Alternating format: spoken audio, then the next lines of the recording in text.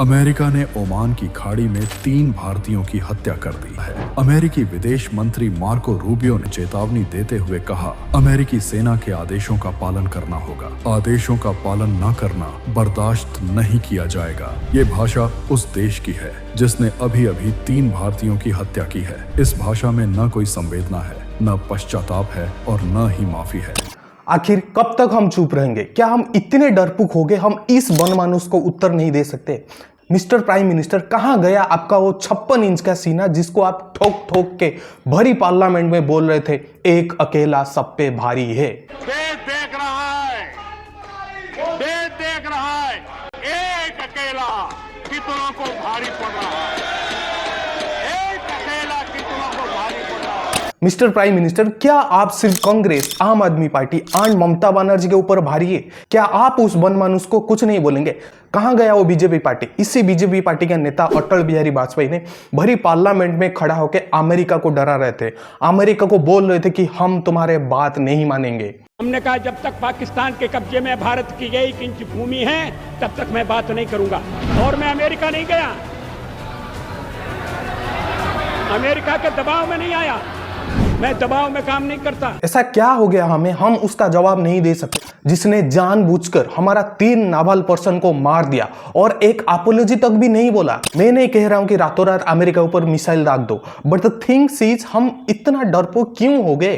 क्यों हम एक कड़ा जवाब नहीं दे सकते? अगर हम वी इंडियंस, अगर वर्ल्ड का 6th लार्जेस्ट इकोनॉमी होकर 1.4 बिलियन पीपुल का मार्केट एक्सेस हमारे पास होकर अगर हम डरेंगे तो फिर इनका जवाब कौन देगा? हमारा पड़ोसी स्टेट, ये नेपाल, भूटान, पाकिस्तान, ये देंगे। अगर we want to become the leader of global south, क्या हम ऐसे ही ग्लोबल साउथ बनेंगे? हमारा रिप्लाई क्या सिर्फ ओनली ट्वीट तक लिमिट है? क्यों हम उसका प्रोटेस्ट भरी वर्ल्ड में ना कर रहे? क्यों हम आतंक नहीं मचा रहे? क्यों वो हमारा साथ ऐसा करेगा? मैं मानता हूं we are dependent on America for various state, that doesn't mean that वो हमारा फायदा उठाए और हमारा सर के ऊपर बैठ जाए।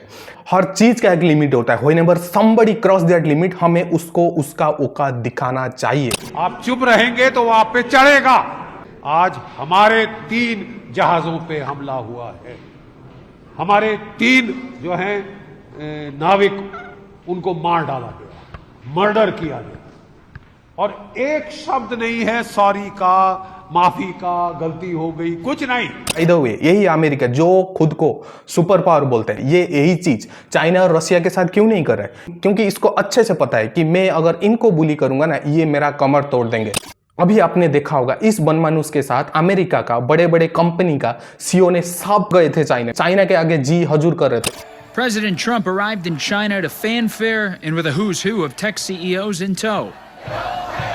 The business leaders include NVIDIA CEO Jensen Huang, with the chip company boss currently leading what's considered the world's most valuable company. Tesla CEO and the world's richest man, Elon Musk, also made the trip on Air Force One. Outgoing Apple CEO Tim Cook also in Beijing. This is going to be a very exciting trip. A lot of good things are going to happen. I think the time gap between India and China when they become independent is not more. But क्यों China इतना आगे चला गया जो एक super power को डरा दे रहा है? तो फिर सवाल आता है चाइना इतना आगे क्यों चला गया, हम क्यों इतना पीछे रह गए?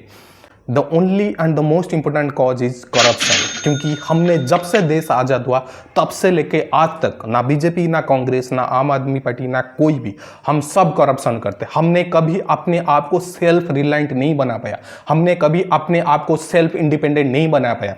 ऐसा नहीं चाइना शुरू में ही पूरा सेल्फ इंडिपेंडेंट था, उसने अपने आप को बनाया। चाइना तो एक ऑटोक्रेसी कंट्री है, अगर वो ऑटोक्रेसी होकर एक वर्ल्ड का सुपर पावर कंट्री को टक्कर दे सकता है, देन व्हाई नॉट? अभी G7 मीटिंग होने वाला है। My request to the prime minister, सिर्फ फोटो खींचने के अलावा वहां पर we should strongly condemn America.